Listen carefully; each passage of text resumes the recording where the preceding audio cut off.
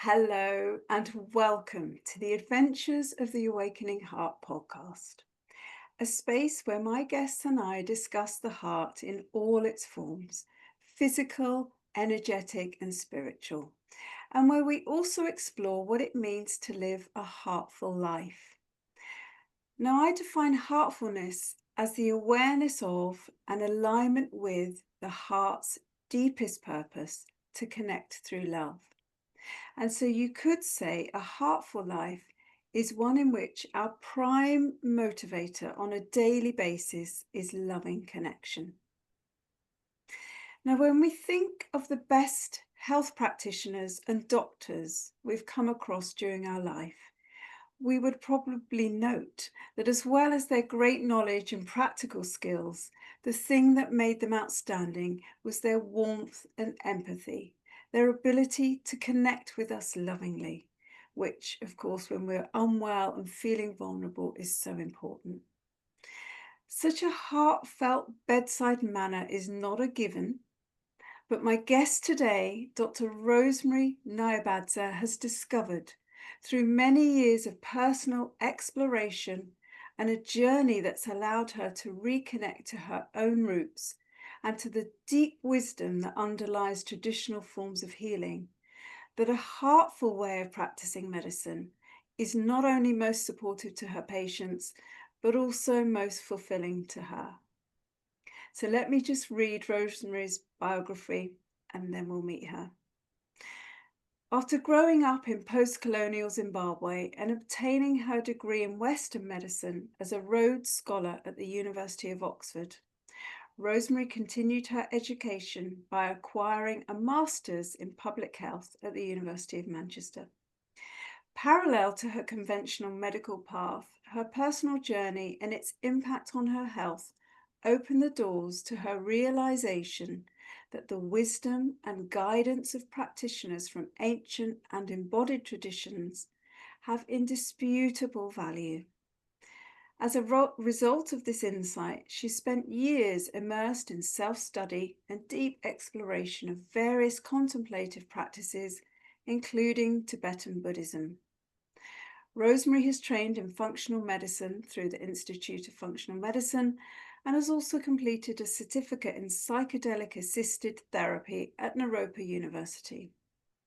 Both trainings are dear to her heart, as they're harbingers of the start of Western medicine formally acknowledging the importance of a whole-person approach and the profound value that lies in spirituality, ancient practices, rituals, and medical wisdom. Rosemary commits herself to bridging the world of Western medicine with ancient wisdom in the spirit of cultural humility, decolonization, and reciprocity. She hopes to be a conduit of the immensity of our individual and collective being and the liberatory potential for healing and change that comes with that realization. So hers is a truly holistic, culturally respectful, and person-centered approach to health. And I'm so excited to introduce you today to such a heart-centered medical practitioner with a wonderful story. Welcome, Rosemary. Hi, Liz. Hi, everyone. Lovely to see you today. Thank you. So you do have a wonderful story. You've told me bits of it before. So that's why I'm so excited, because I know your words are going to really touch the hearts of our audience. So there's plenty to talk about, but I wanted to start, if you're fine with this, with looking at a little bit at your journey. And on your website, you describe that along your journey of discovery and healing, you've received the gifts of several realizations about health, and you say that these weren't on the menu at medical school. So I'd like to touch on each of those realizations as we chat today. And I'd like to start with this one. So you say you've realized that historical and childhood experiences have a profound and multi-layered effect on the way we interact with our world. our nervous systems, and the day-to-day choices we make that can be considered either vitality enhancing or vitality depleting. So, with that in mind, I would like to ask you how your childhood experiences and also your ancestry, your history, has shaped how you interact with the world. And also, if you could perhaps give us insight into how these things have influenced your choices, and particularly around your career and the beginnings of your career. Thank you for such a beautiful question, Liz. And that gets me straight into what I'm uh, passionate about, which is this question of why are we here? Why are we alive? And I think that's the end of the answer. Um, but it also speaks to the beginning, which is this lottery that we have of who we are born as, what life we are born into, the parents that we have, the skin that we're born into, the place that we're in, the culture, and we incarnate, and there we are. And some people would like to say, and I like to believe this as well, that there's a possible soul choice that we have made in the incarnation that we have chosen. And that is liberating in and of itself, because we have no control otherwise in the situation in which we find ourselves. And so already having that mindset of maybe I chose this, maybe this is what I needed, um, changes the relationship with the things that are happening to us as a consequence of what we have incarnated into and our surroundings. And then we can, with that change in relationship and change of perception, we can start to see the challenges that come with that as initiations rather than having a victimized sense of something being done to us from them. And then we can actually reap the gifts of the spirit and the gifts of character and the inner treasures that come with surmounting the challenges that we feel we have chosen to expose ourselves to. And so the challenges that I chose to expose myself to was to be born in post-colonial Zimbabwe in brown skin as a girl. So in the language of socio-political language, that would be an intersectionality of minority characteristics or identities that then create a world experience that is unique. And I'm not saying that mine are better or worse than anybody else's. We all have these different intersectionalities and minority characteristics that become the avatar or the shape or the vessel through which we walk through life. And with them come challenges and gifts as well. And that's what every single one of us is experiencing on this planet. And what can happen is that because children are children, we come in with so much light, but so empty, that part of this experience is receiving information from our surroundings, from the people who have been entrusted with guiding us to the best of their ability, no matter how good that is, and to our situations. And then we become conditioned by those experiences and by those what we're exposed to. And in ancient spirituality, that could be even called karma, this conditioning that we receive in order to learn how to move through the world. But again, the conditioning is unique to us and the factors that we are exposed to in that moment. So how we move through the world as a Zimbabwean girl is very different to how an Amazonian child would move through the world. And nothing is better or worse, it just is. And so what I grew up in and with was parents who were very well intending, but who had also been fashioned by the geopolitical, social, and cultural history of generations. And what was happening in that moment where I was born was that Zimbabwe was just coming out of colonization.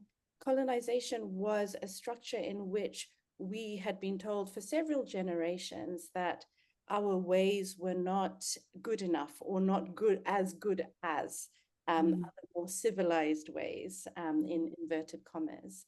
And so that had seeped into the culture and into our um, self view. Um, and that did not only seep in passively, but it also seeped in through violence. It violently pushed in or forced in. And so there was this intersection of this conditioning that was coming through a need to survive. Then there was also a spiritual aspect to it as well, where our traditional ways of viewing what life is, interacting with spirituality, with the land, with each other, was said to be wrong or different or less than. And so all of these things that were working historically to shape the moment into which I was born, and that survival instinct that we all have, and that we all, particularly when we are starting to nurture the next generation and we want them to be better off than us, my parents, were in the position that they could send me to the best schools in Zimbabwe, which were fashioned on the English system. And there I was taught how to be more British than the British. And so I emerged with this accent. I emerged with all the mannerisms that would, and this was from, 3 years old, this training, so that I would, be able to come here and hold my own. And so this was the standard that was set, or the standard that everybody was working towards, but not without acknowledging that there was this survival drive underneath. That, if we can educate you to this level, if you can assimilate with the violence to this level, then maybe you will be able to escape from it or do better despite it. And these are the conversations that were not had enough, or barely at all, to try and put into context the conditioning. And I think maybe that would have worked if it had been made more explicit that, oh, this is just a mask. We're just doing this on the outside to get through, but actually everything that we are on the inside is true. It is valid. It is precious. But we didn't have those conversations. And so there was just these lost parts inside that felt that, oh, we're not welcome, and we just need to hide as much as we can, because things get dangerous if we do rear our heads. So that's part of that historical conditioning. But the surface conditioning got me to where it was meant to, which was a Rhodes Scholar at Oxford. So I ticked all the boxes. I got everything right. Yeah. And I'm really good at doing all of that. And of course, as a 10-year-old, that's very satisfying when your teachers are praising you and you're getting all the external approval. And that carried me through that, love of being approved of and doing well to get that feedback. But then there's just a point where I got to where I was supposed to, and it stopped. And because it stopped, I was left with myself. And when I was left with myself, I realized how very little of me was present in what I was doing. And so all these choices that I had made, all this life that I had lived, was based on this box ticking. Was literally, I could probably write a manual on how to succeed in Western society. as a tick box exercise.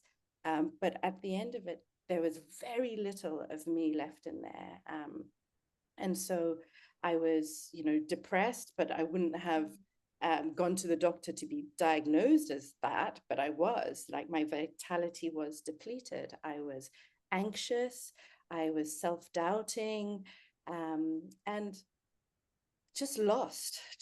I knew how to use the 3 forks and the 3 knives at a banquet, and how to make, good conversation and fit in. But the question started to arise within my heart, which is to fit in with what, and why, and what for, and why couldn't I have fitted in or belonged, actually? And I think this is what I was searching for, is belonging. Why couldn't we have belonged just as I am? Why couldn't we have still sat at the same banquet table as intelligent humans who are all driven by a love of science and helping people?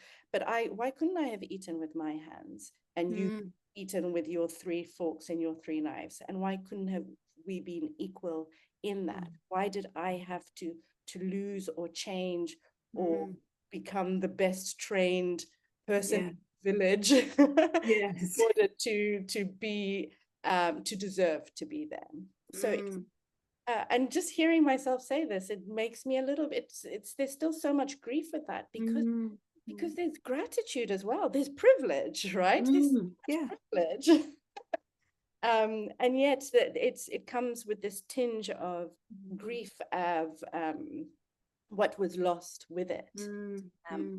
But again, maybe this is a choice that I made. Maybe I chose to receive all of this in order to realize that all these external treasures, which differentiated me so much from others, from where I came from, and even people from here, and yet the internal treasures, once I had accumulated all of this stuff on the outside, it was the stuff on the inside that really called to me.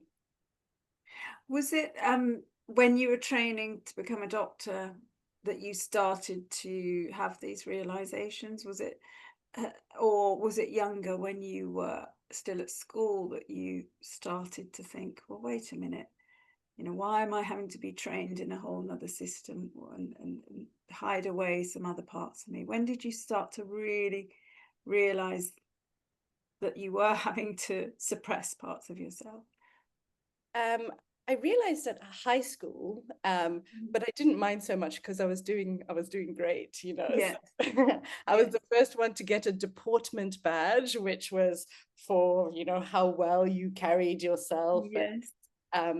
And so because I was okay, 15, it's like, I'm all right. But there was a part of me that looked at my friends who were not so academically gifted, who, were not so good at ticking the boxes or motivated to, and how much they lost, or how much they were not seen within the system because they chose to be themselves earlier, and they were brave enough to be themselves earlier than I was. And so part of my seeing them not do as well, or not be perceived as well, probably also motivated me to continue my assimilation. But so it was then that I, could already see that, oh, okay, so if you do this, and if you just keep tipping the line, you will rise in the ranks. And if you don't, you won't. So the parts of me that were mirrored in those girls learned to burrow down even. Right. But it was only really when I got to medical school. And I remember being told, when on my first day on the wards, we had to go and talk to a patient, take their history, and then present it to a consultant. And this consultant was a lovely, lovely man, tall, wearing a bow tie. And I started my presentation, and 1 minute in, he said, oh, stop right there, stop. So start again, but this time stand up straight and stop flapping your hands around like that. Put your hands behind your back. And I'm from Zimbabwe. I'm from the Sunshine City. Mm. My city is literally called the Sunshine Yes. City. And so it was these subtle Mm. messages that your sunshine is too much here, or not Mm. welcome, or not wanted. Mm. So you need to, in order to do well, in order for me to give you the 5 on your practical examination, you need to be as much like me as you can be. Mm. Mm. So I literally turned myself by the end of those 4 years into as much of him as I could. Mm. I could Mm. literally have been in a suit and a bow tie if it was going to give me any extra marks, or if I thought it was, you know. Yeah, yeah, yeah. Um, and yet, the funny thing is, on those practical examinations, I always excelled at the human thing, the Right. rapport, the Yes. connection with the patient. And Yeah. that was the Sunshine City stuff. Mm.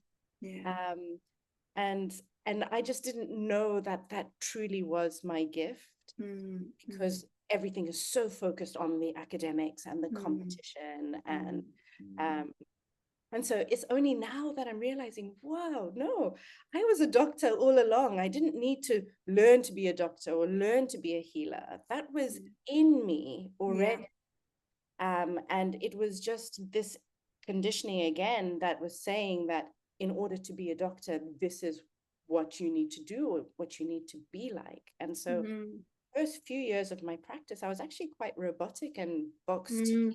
Mm. Mm. um, Mm. Mm. and it really took me going through my own health crisis and realizing that all that box ticking, all that processing, it was a lot of mental processing constantly, Mm. which was then making my nervous system super activated. And then I would need to come home and, soothe it with alcohol and all kinds of other extra substances just to try and bring myself back into a mode of relaxation.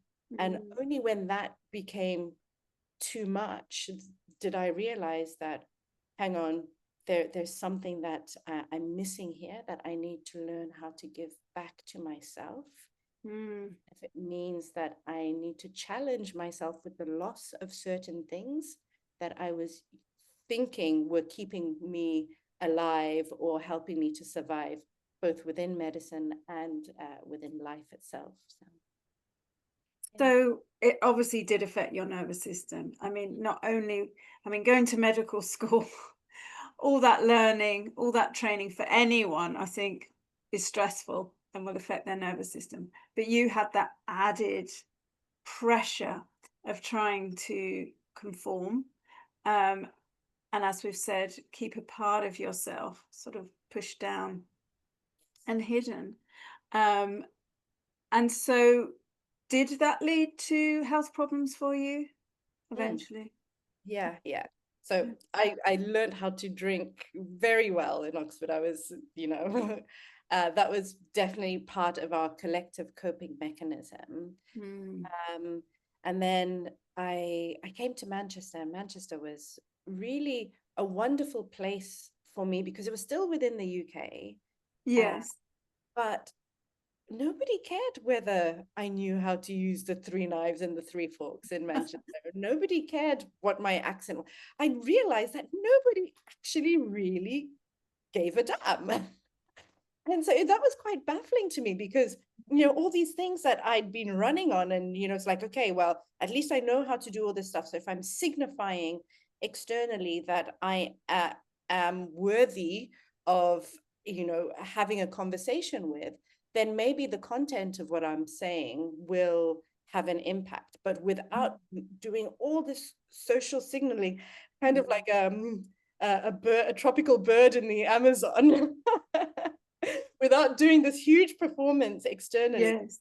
uh, Yeah. what I am inside is not going to be taken seriously. And Yes. when I got to Manchester, I just found myself being taken seriously just because. That And must have been a real revelation, but also finally a part of you could relax a bit. totally, it Yes. was a breath of fresh air. I remember being on the intensive care unit at North Manchester General, which is where I did my foundation years. Mm. And this patient's family, the patient was in ICU, sedated. And I was just walking past one of their family members to go get lunch. And he said to me, "Hiya, Queen." And something in my heart just opened. It was like someone had Mhm. recognized. Yeah, Someone yeah. had finally recognized. Yes, yes, Finally. yes. Yeah, that seen I you. was that Mm, I was a queen. And so mm, this again, when you were reading my bio, the one word mm, I wrote down, because it's always wonderful to read, to listen to one's bio, mm, was liberatory. mm, With liberatory comes the concept of sovereignty and mm, self-sovereignty. And so these questions of colonization, sovereignty, um, royalty, freedom, democracy, mm, this all ties in with health, So for this mm, guy to say to me, "Hiya, Queen," made me also realize that all this stuff that I had been conditioned to do was, yes, to get to Oxford to be a Rhodes Scholar, and then maybe to become an MBE, and then to become a dame, and then to sit next to the Queen at her mm, banqueting table. And it was that was the pinnacle for mm, that's what I'd been conditioned, that this is where you deserve to be. This is where you need to aim to be at, mm, to then feel like I have landed. That's mm, the place that it was in my head. And then I realized that, oh no, the only reason I wanted to be sitting next to the Queen at her table is because I am one, mm. and we all are. Yeah, yeah. And so, what are these historical structures of power and hierarchy that remove us from our own inner royalty, our own inner sovereignty and authority, and liberation, our freedom? Mm, And how does that then have an impact on the choices that we make, the things that we aspire to, our nervous systems, our mm, survival instinct, and then our health, because it all ties together. mm, So there was something in that to be given the position that I knew within my heart, that I am the queen of my life.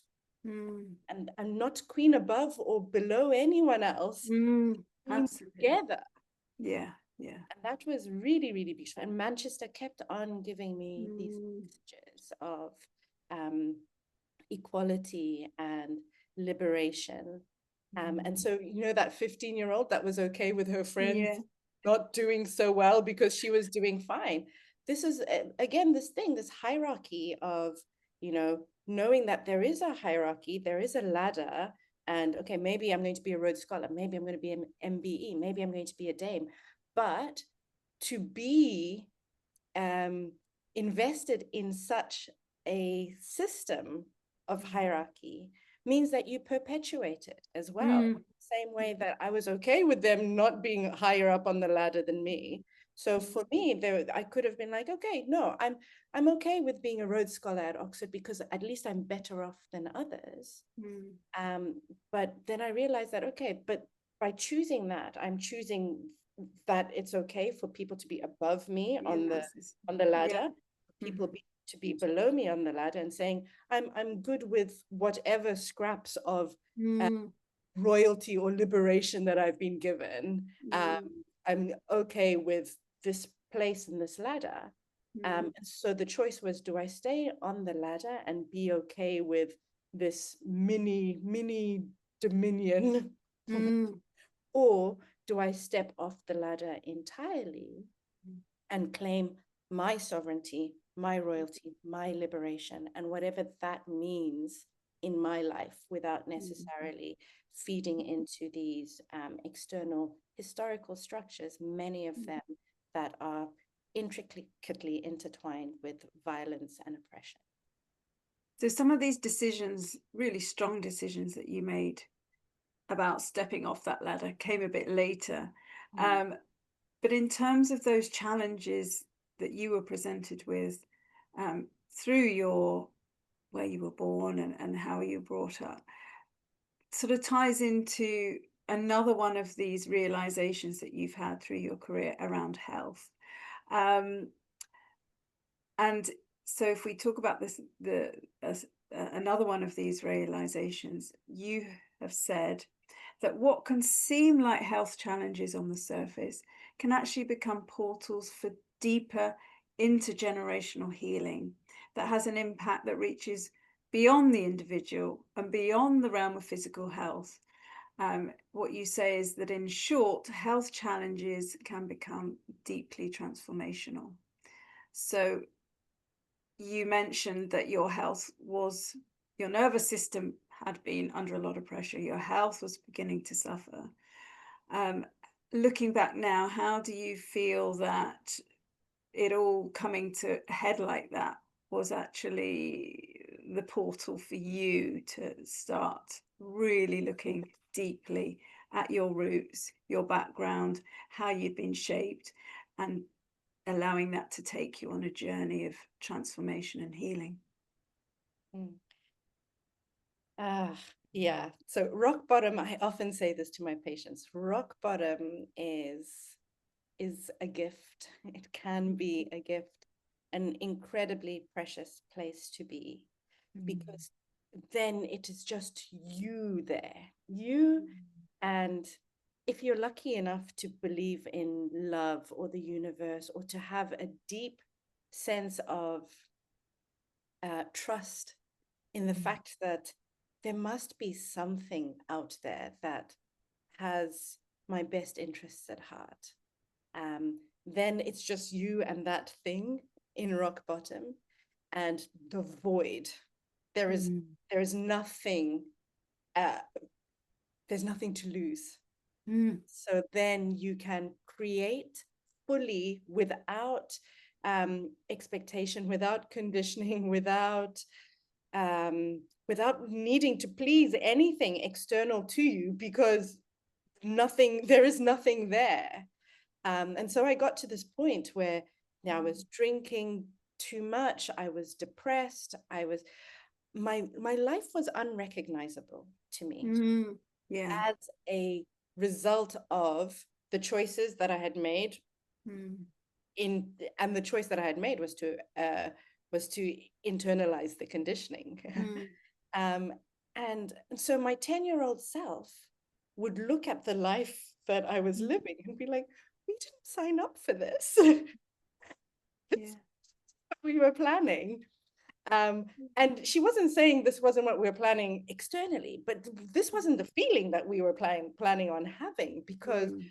we used Mm. to feel really good. Mm. We used to have such an amazing time inside, staring at the ceiling, you know, counting the Arctic swirls. Like, that was fun.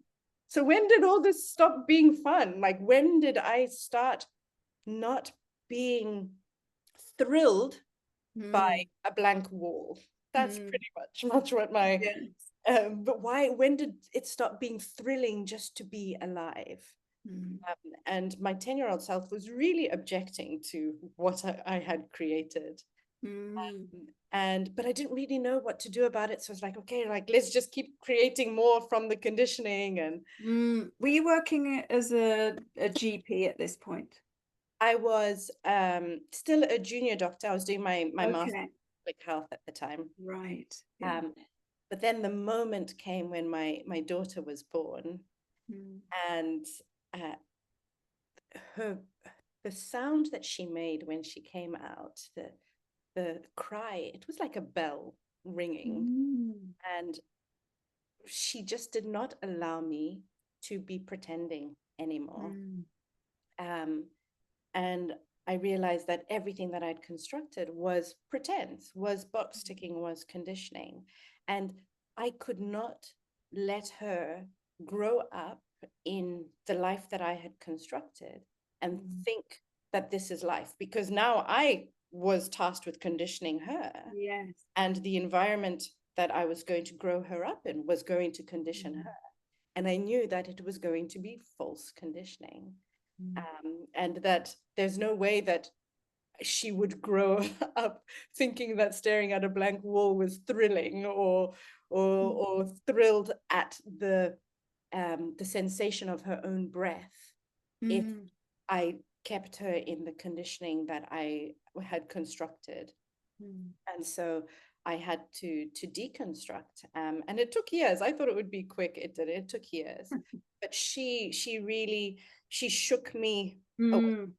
and and she gave me the strength to destroy, Mm. everything that looked okay on the out. It looked Mm. absolutely fine, Liz. Like Mm. it Yeah. was not a bad life, No. but Yeah. it wasn't true. It Mm. wasn't true. And I feel that in my tummy now, even when I'm talking about it and it rises up, um, it was just not here. Mm.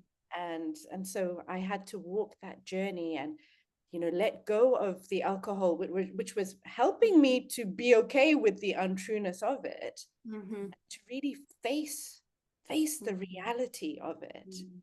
Um, and yeah, and then start to feel, to feel, Mm. feel the sadness, feel the gratitude, feel the grief, and then to respond to the feelings. So And how was it to go through that and to finally come face to face with those feelings while at the same time you were a young mum mm, and you were still training? That must have been a lot at that time for you to go through. it's really, really, really tough, really tough. And um, luckily, I've had my mom who has always just supported me. She's like, go for it. As long as it makes you feel better, go for it. And she'd seen me at rock bottom. Mm.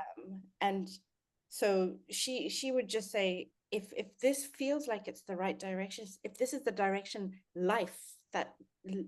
life force is taking you in, if it's going to bring the life force that I know that you carry back to you, then go in that direction.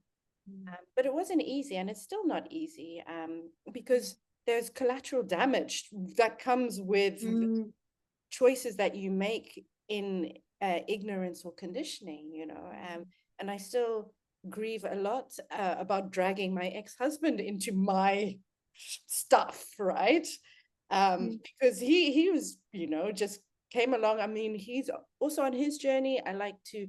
I hope that his soul also made a soul choice to meet Mm. me in order to learn what it needed to in this incarnation. But yeah, there are parts of me that think, wow, I wish I could have done this earlier without, Mm. impacting so many other people's lives Yeah. as well. Yeah. So Yeah. there is a reality to that choice that is made. But at the same time, um, where I'm returning to constantly, even in my meditation and my inner practice, is um, truth, truth, the Mm. truth of the heart, um, Mm. not a relative truth, but the Mm. truth that supports life and that really respects the fact that I'm here for 80 years, Mm. and I deserve to have that rose and that flame within Mm. my,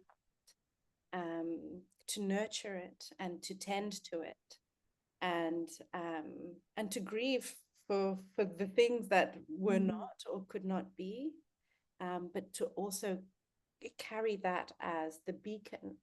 for the next steps that I make. Uh, Mm. and then that's really all that I can do. So, yeah. It sounds like you had that deep faith in something greater that was supporting you, even when you got to that rock, or particularly when you got to that rock bottom. Was that something you grew up with?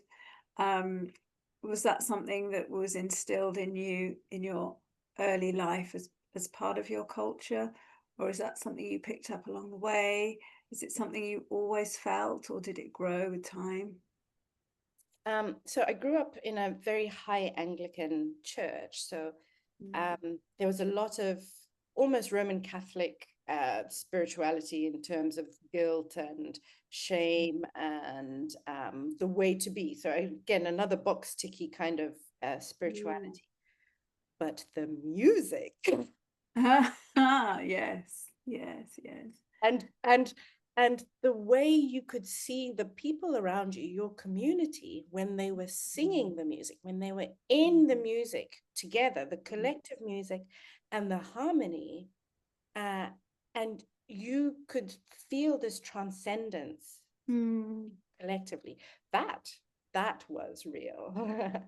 So this was a Roman Catholic church in Zimbabwe. Yeah, so high Anglican in Zimbabwe, yes. Okay, yes. But it shimmered.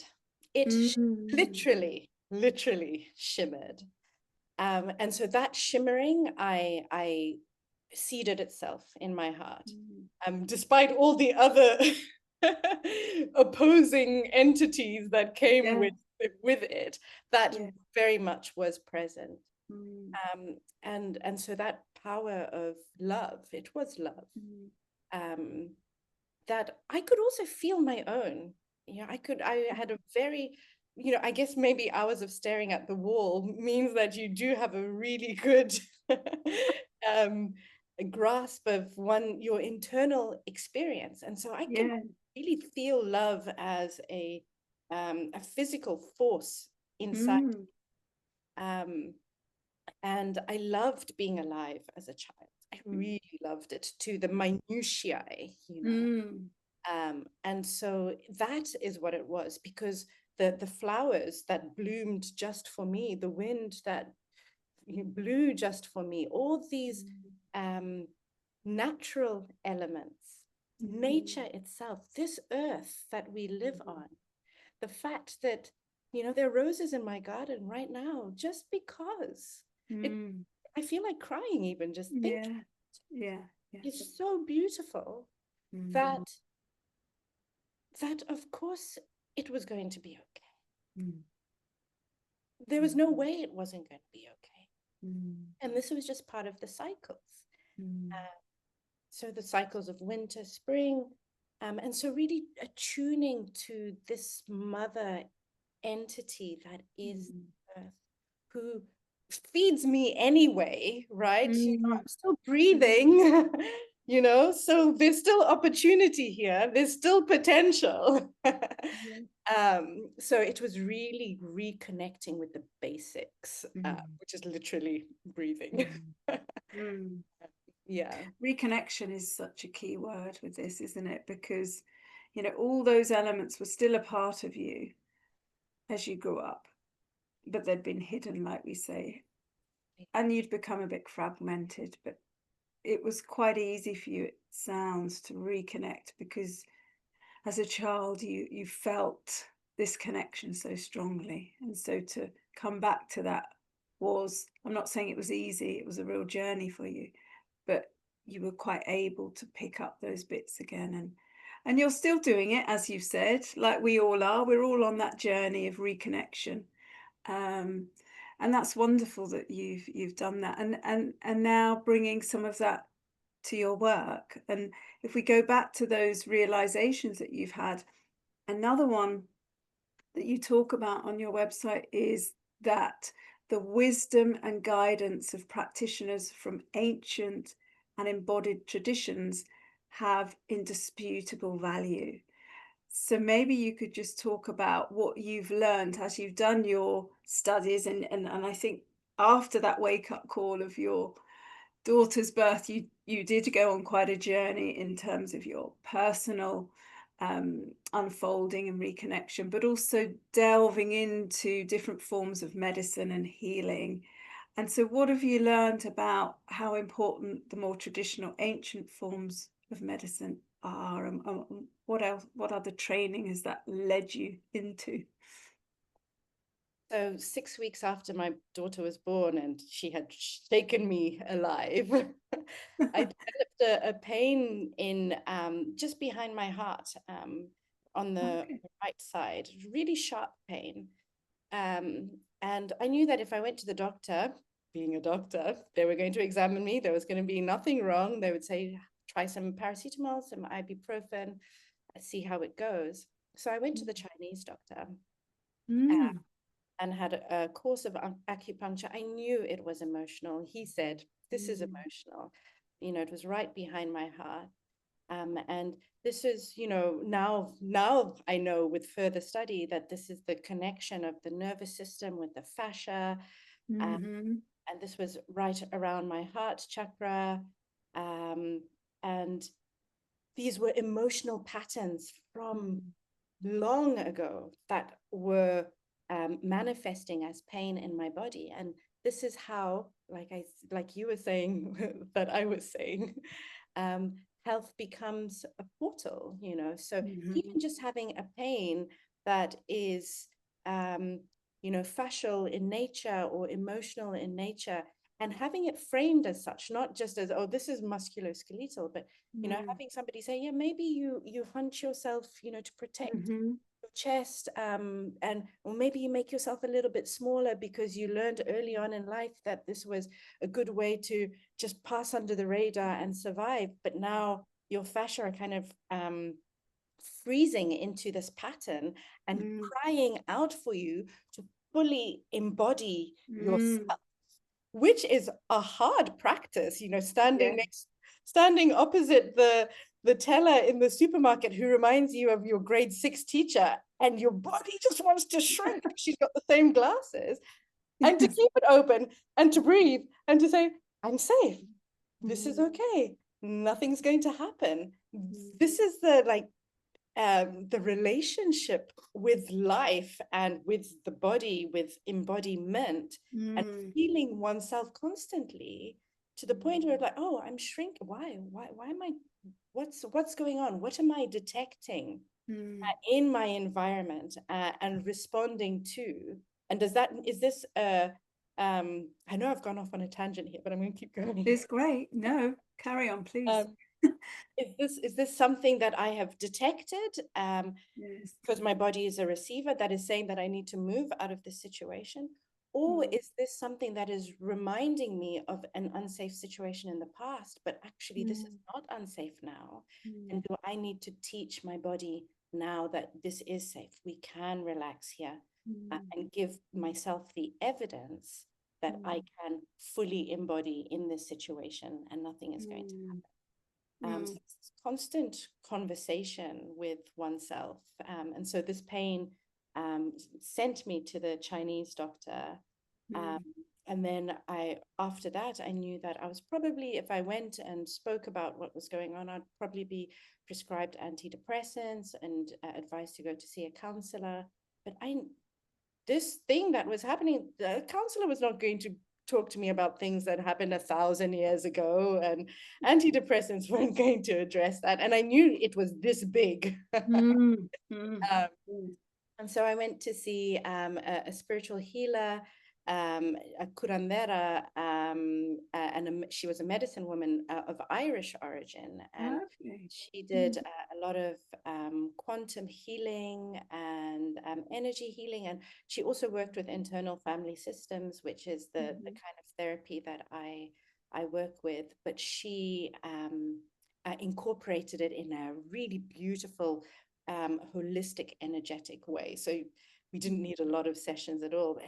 And really what I'm realizing now is just the power of acknowledgement. Mhm.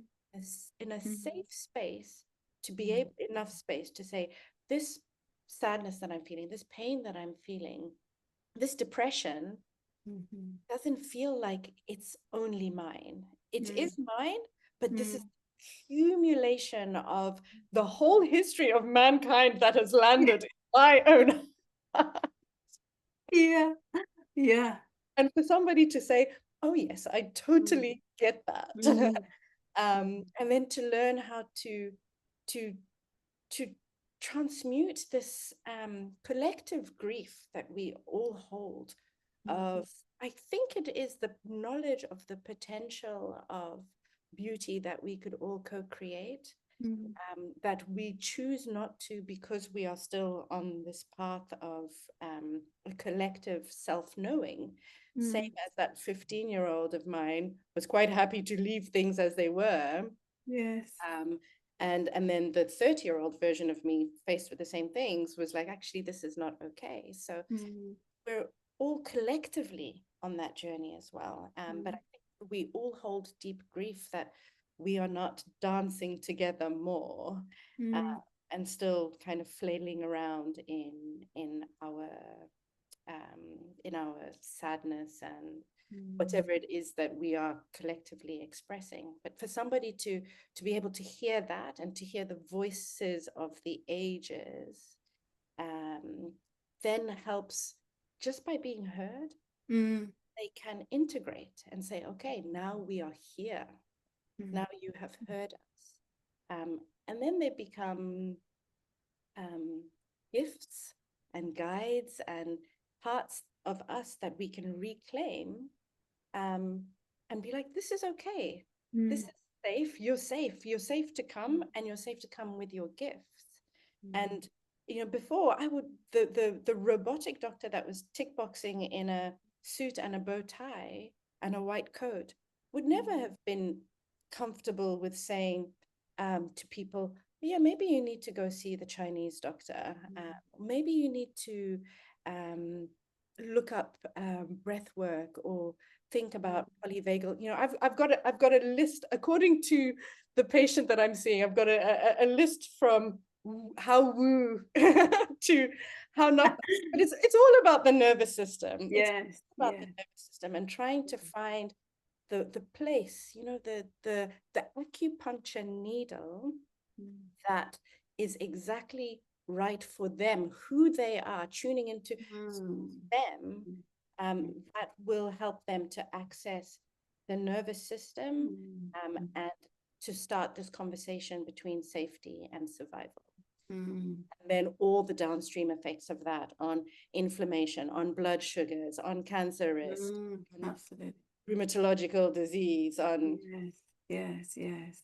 So I mean, with Western medicine, it's not that we don't recognize stress, but it's like you're saying, it's not really recognized how embodied that becomes. And junior doctors, they study the body in such depth, but it's almost like they don't really see how the body responds to the mind and the spirit, and how that, as you're saying, cascades down into those different physiological effects.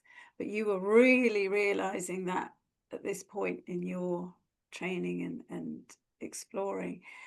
And you've brought that now into your work as a GP, have you? Or you talk about on your website calling yourself a health coach now. So what work are you doing now that brings those elements in? And is it more in a mainstream practice or a private practice? So I still work as a GP in the urgent treatment center. So I work in A&E, Okay. which I love because there's a little bit more time than in regular GP, where Yes. 10-minute appointments and there's people Yeah. waiting. And so I can just bring a little bit more of this softening and this expansion of time and this gift of presence.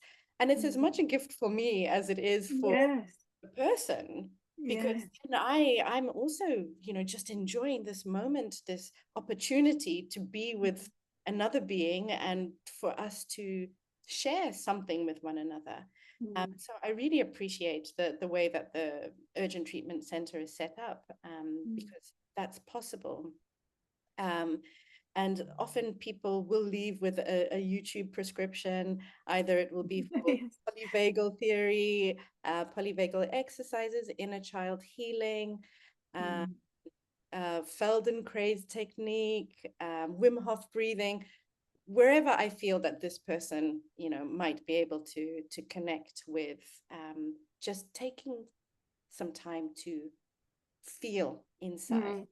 And sometimes hearing it from me motivates them a little bit more to do that. And do you feel, sorry, I'm interrupting you. I was just wondering, do you feel quite comfortable talking about those things within mainstream practice? And do your colleagues, are they aware of the sorts of things you're recommending, and how do they see that? Yeah, so my colleagues, they say, well, Rosemary, it's such a pleasure when we see you at work. And I sit and I chat with them about, different things. I show them my health coaching. And some of them, nobody's ever been negative about it, Good. some of them Yeah. like, oh, that's really interesting. Mm. Mm. And sometimes I think it just takes how far somebody has been on their own journey, and also Yeah. how far out of survival they are allowing themselves to be. So Mm. these junior doctors usually need a health crisis to shift them Mm. to something different. But if that's not coming, or if everything's still kind of, Mm. working out, then there might not be that strong motivation to Mm. sort things out, because there's mortgages, there's all kinds of Yeah. other things that then kind of make people okay with being okay. Whereas Mm. I really wanted that, that juice. Yes. Yes. And so colleagues, or I have said to people, yeah, I recommended the Chinese doctor, and they're like, oh, that's a good idea. Some people say that. Mm. One person said to me, are you allowed to do that? Um, and this is the thing about sovereignty and liberation, and medicine itself is very there's a strong conditioning of fear, of litigation, of these are Mm. the rules. This is how it's practiced. Mm. Western medicine is the way. Mm. And so that is, a thing that is constantly in one's field as a doctor is, if I Mm. get this wrong, what's going to happen? So Mm. I said to that person who said, do you have permission? Or Yes. is that okay? Are you allowed to do that? I said, my intention is to help the patient to get better. It doesn't Mm. need to be me, and it doesn't Mm. need to be the system that I have been educated in. Mm. We have done nothing for this person for the last 10 years. They're still coming Mm. back with the same Mm. problem. They've seen Mm. Mm. consultants, they've done it all. Mm. So why wouldn't I have the cultural humility and Mm. respect to Mm. say, maybe there's another system that will be better for you and this problem than what I have. Mm. They train for 5 years. They Mm. are doctors in their own right, in their own system. Mm. Why Mm. wouldn't we have the humility to refer to them? Mm. If Mm. the main intention is for the person to get better, not for us to be right, not Mm. to only get better by us, but to Mm. get better. Mm.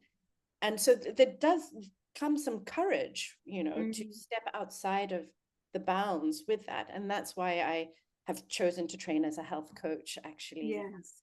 is because Right. now I can practice online.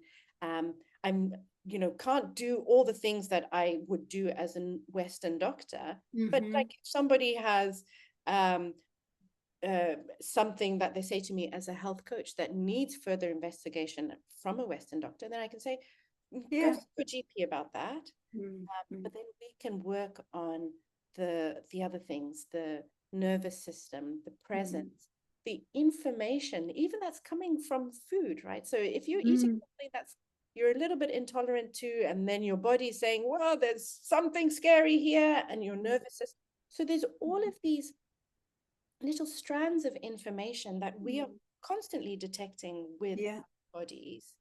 And once we start to sink into deep relational perception of Mm. all the information that we are absorbing, and that can feel like a lot, like very intense, Mm. but it Mm. is that same intensity of reception that then Mm. becomes the intensity of liberation. Once Mm. we realize that, oh, nothing is trying to kill me, nothing is trying, this is just me trying to sort out this information. And the Yeah. more I move towards it, the more I Mm. can understand it, the more I can sort it out, and then the less I am feeling victim to it, Mm. I can start to dance with it. And Mm. maybe Mm. gluten is not so great for me because this is what happens. But my friend's having a wedding in Italy in 6 months' time. So I'm definitely going to have some pasta there. And that is the dance. So, Yes. yeah. Yes. Yes. Yes. So, looking back now on your history, your childhood, the way you were brought up, the journey you've been on since you've been over here, and the different places you've studied and worked, what would you say has sort of been the theme that's run through it all that you now draw on most when you're still growing yourself, but when you're working with your patients? What is that main theme that you feel has been with you through your life that really is coming to fruition now and you're able to bring to your patients? What a beautiful question. It's the love. It's love. Mm, Love in and of itself. mm, Also love of being alive. mm, And I mean, just to move my finger like this is miraculous. It's just literally trillions of things have had to converge for that to mm, happen, which mm, is just, I mean, you could stare at the wall to just contemplate it for, a while, and then just be in such a state of rapture at the mm, fact that I have this precious opportunity to experience my breath, even through the struggle that I am having right now. There mm, is something in here that is just for me. There is some beauty. If I can look hard enough, mm, there is some beauty that I can glean, even if that beauty is only that mm, I am alive. My chest rises as I breathe, my belly fills up. And when I stop breathing, I could even experiment. When I stop, oh, something happens, something changes. And just having this feeling, this inner perception, mm, and letting the jewels that arise from that, um, be the first success.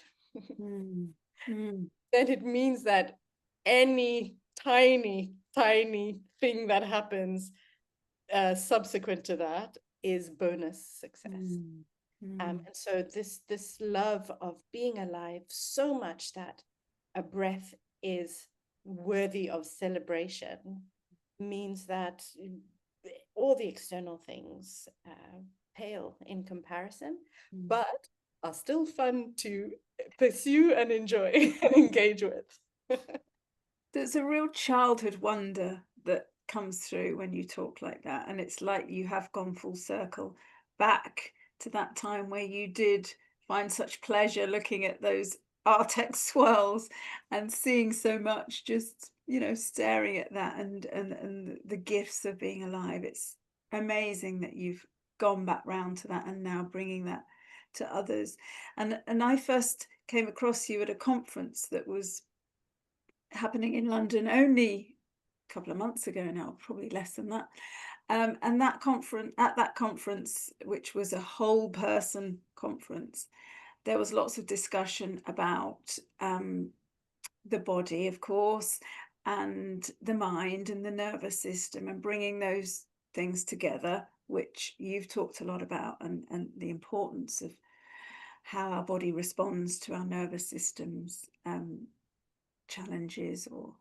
But then the other thing that comes into a whole person is the spirit, of course. And at that conference, you were involved in a panel discussion about the importance of spirituality in healthcare. So, I mean, first of all, it was wonderful to go to that conference and see you speak, but also it was wonderful that that has become a discussion in these sorts of spaces now, that it isn't just body and mind, it is spirit that's important too. So how does what feels important to you about involving our spiritual beliefs and connection in healthcare? Why is that important for you? So I think this ties in with the question of the wisdom of ancient and embodied cultures and practices. Um, Mm, because before science came and stamped its stamp of validity on and determinism on the world, mm, healing was tied in very much with spirit and intuition. And this is where so many of the practices that, even come from, Chinese medicine, let's say, Tai Chi and Qigong, daily practices of embodiment in more in Africa, for example, or in South America, in indigenous Australian culture, there was dancing around fires, there was elemental healing. And all of this is coming back to the connection of the body with the earth, with spirit. And I think what they were able to do and perceive, because they didn't have the distraction of all the distractions we have now, nor did they have the very mind thinking quality of Western medicine, of trying to work out what is doing what and how we pinpoint one thing. They had this holistic view. And so the holistic view meant that they didn't need to figure out exactly what was happening and then try and only target it. They knew that there were different ways to approach the same situation, and that they needed to intuit which was just the right way for just this person and just this energy that is working just in this way. But on a more intuitive level, and then bring in the collective, the community, bring in the earth herself, bring in the wisdom of the plant and the animal kingdom, realizing that this person is part of a greater whole. You could even say, is, if we think about it just as our own human bodies, if there is one cell that needs healing, Western medicine would try and find that cell maybe and take it out. But they would probably say, okay, so there's a cell there, not quite sure where it is, but there are other cells that interact with that cell. So instead of trying to go and find that one cell and take it out, maybe we can talk to the heart and say to the heart, please, can you send out a signal to all the red blood cells that are going to pass through you of healing, a message for that cell, because one of them is going to pass by that cell at some point. So this is more elegant and more beautiful and more fun, and more imaginative. Definitely. And so this is where the imagination, and I think imagination has lost its power in the Western mind because of this this clinging to science and what we can see, feel, measure externally, that we lose the potential for anything to be possible that comes with the imagination. When imaginations connect, that is what forms reality. So if you can say to your patient, okay, I don't know where this thing is happening, or maybe I do know, or yeah, you are on chemotherapy, but why don't you also do this frequency pulse from your heart to work with the chemotherapy? And if that person is also able to connect with the suggestion of the potential of that, then why not? When reality is literally made by consensus. So if you are both having a consensus, then this is a possibility for them. And fine, we cannot prove it or we cannot, but in the same way as I would say, let us have the humility at least to send people to other places where they could find the resonance that they need. Let's have that humility and imagination to allow any possibility for to be the healer.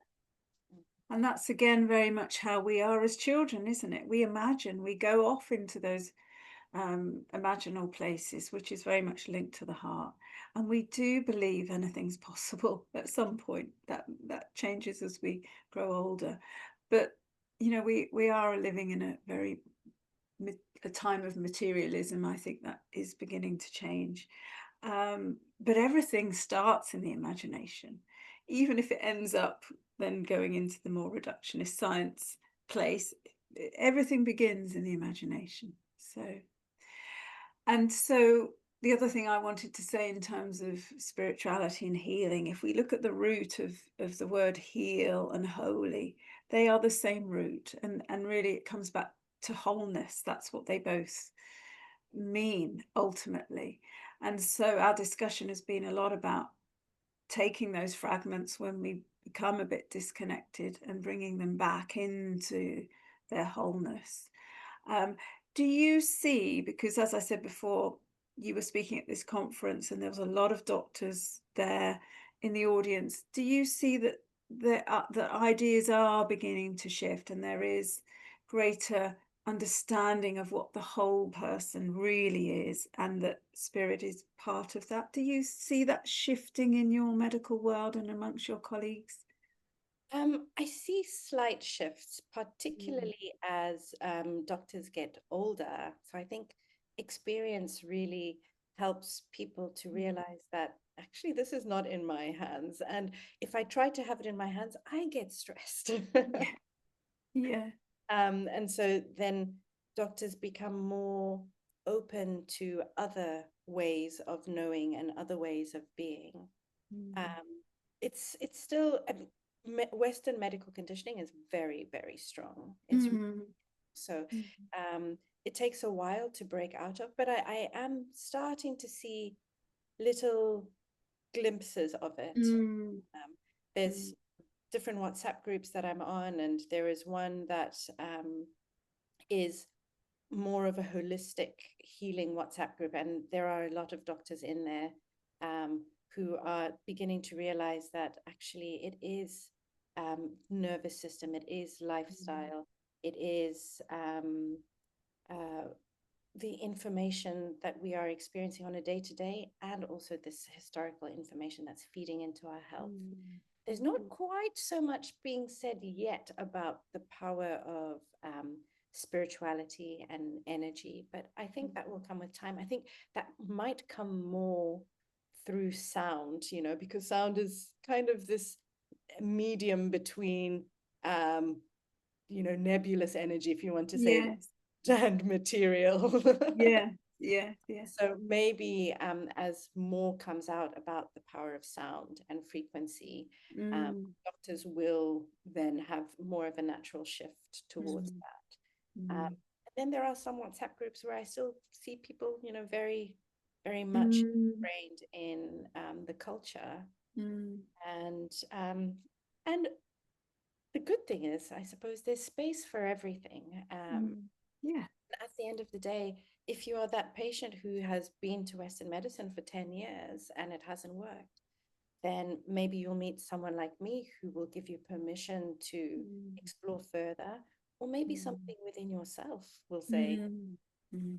it's time now Mm. to reclaim my sovereignty, my health authority, which I may have historically put into the hands of Western medicine, because there is a child adult relationship there, a Mm. father child. Western medicine is going to, and we've been conditioned again Mm. historically to run to the arms of Western medicine to be Mm. rescued. And I think this is part of the liberatory aspect of health as well, is realizing that doctors are humans. We are only as good as the education and the information that Mm. we've been given. And we are here as a library almost, or just a one Mm. step, a stepping Mm. stone on Mm. the health mandala. But actually, it is a mandala, and there are other places in which you Mm. need to gather your health resources as well. Mm. Mm. And I think we need to recognize that more as doctors. Yes, yes, yes. I mean, there is still obviously quite a way to go on this. but it's lovely that you're beginning to see some glimmers and some shifts. Functional medicine, I mean, Mm, that is definitely, like I was saying, that in the bio, mm, that is really incorporating mm, spirituality, and bringing a bridge between Western medicine and more uh, other ways of knowing and thinking. Um, and functional medicine is becoming more popular as mm, people are finding that um, Western medicine, as it is practiced in the NHS, for example, isn't able to give them all the answers. mm, And then there's it is also becoming more popular in the mainstream and in the media. mm. So I think we're getting there. Something we might just be reaching the edge of a waterfall, and then it just all comes. Yeah, I think we might be, and I think that while it's very difficult to see many doctors under such huge pressure, and there are cuts and there are people leaving the profession, which means that those that are left are under even more pressure.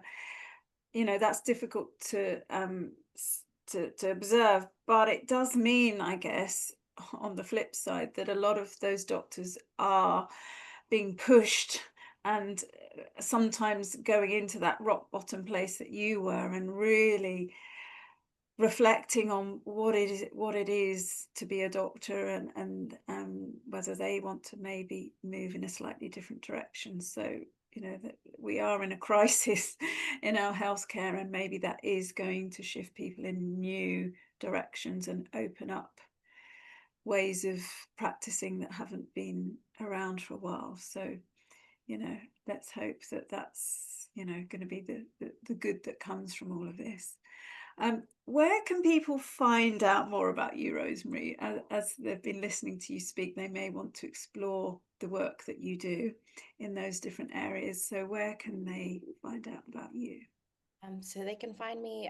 My website is probably the best place. So Hmm. www.thedrrosemary.com. And I'm Brilliant. also on Instagram, not very active, but Mm, I am there, and my handle is at the Dr. Rosemary. brilliant. Well, Rosemary, I knew this would be a lovely conversation. It absolutely has been. Thank you so much for your time. One of the words that you used early on in our chat was shimmer. And I love that word. And you really have shimmered during this conversation. And I'm hoping that your words will go out now and inspire others, inspire patients and those looking to recover their health, but also other health practitioners, other doctors who are maybe feeling a bit lost at the moment and are looking for ways to heal themselves and perhaps move in a different direction with their work. So I'm sure that your story is going to inspire all of those people. So thank you for shimmering with me today and bringing your sunshine to this conversation. And yeah, thank you, Rosemary. And we'll chat again, I'm sure. But for now, thank you very much. And to all of you who've been watching, I hope you've enjoyed this conversation, and I look forward to connecting with you again very soon. Bye for now.